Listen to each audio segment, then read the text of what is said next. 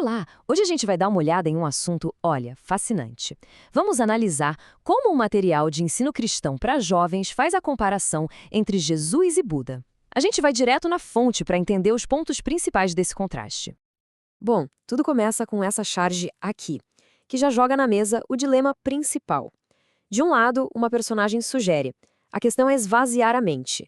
Mas aí vem a resposta do outro lado. A verdadeira questão é o que preenche a mente. E é essa pergunta, sabe? Ela é a chave que guia toda a análise que vamos ver. Então, a pergunta é essa: para encontrar a paz, a mente deve ser esvaziada ou preenchida? É essa única questão que, segundo o material, abre a porta para a gente entender a diferença fundamental entre as filosofias de Buda e Jesus. Vamos ver como isso se desenrola. Primeiro, vamos falar das origens. A lição destaca que tanto Siddhartha Gautama quanto Jesus se depararam com o sofrimento humano. Mas a partir desse ponto, nossa, os caminhos que eles tomaram para achar uma solução não poderiam ser mais diferentes. E aqui o contraste fica bem claro, né? De um lado, Siddhartha, um príncipe que larga tudo, abandona o palácio para buscar a iluminação bem longe do mundo.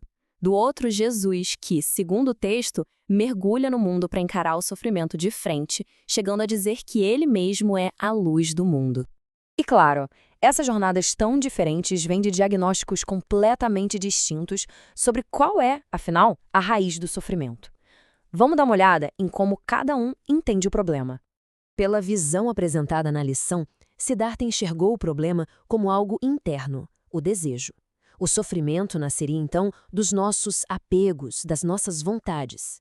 A solução, portanto, seria um caminho de autodisciplina para apagar essa chama que queima por dentro. E aí, num contraste bem direto, o texto mostra Jesus mudando totalmente o foco da pergunta. Em vez de ficar procurando uma causa no passado, tipo um pecado, ele aponta para o futuro, para um propósito, a manifestação da obra de Deus.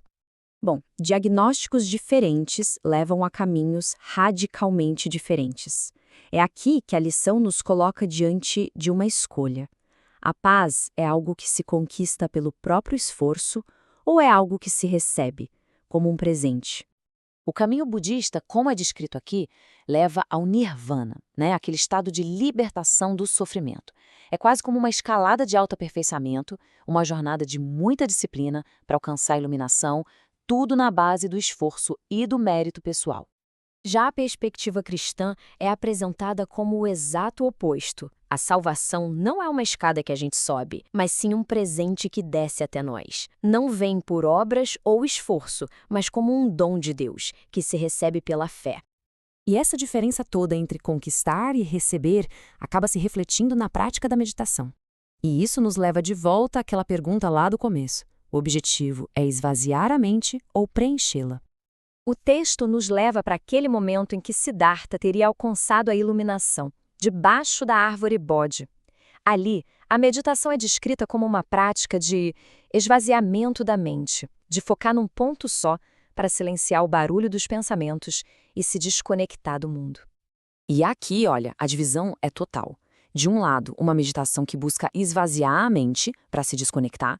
Do outro, uma meditação que busca preencher a mente com a presença de Deus para se conectar. Então, vamos juntar as peças? O que a lição nos mostra é um contraste bem nítido entre duas visões de mundo, sabe? Desde o fundador até a prática do dia a dia.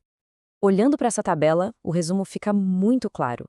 De um lado, um homem que encontrou a luz. Do outro, alguém que diz ser a própria luz. Um problema de desejo contra um problema de separação de Deus. Um caminho de esforço próprio contra um caminho de fé num presente divino. E, por fim, a mente que se esvazia contra a mente que se preenche. E é assim que a lição termina, deixando no ar uma pergunta fundamental. O que realmente significa se a paz é algo que se conquista, em vez de algo que se recebe? É a diferença essencial, entre um caminho de autossuficiência e um de fé numa graça que vem de fora. É isso. Valeu por acompanhar essa análise com a gente.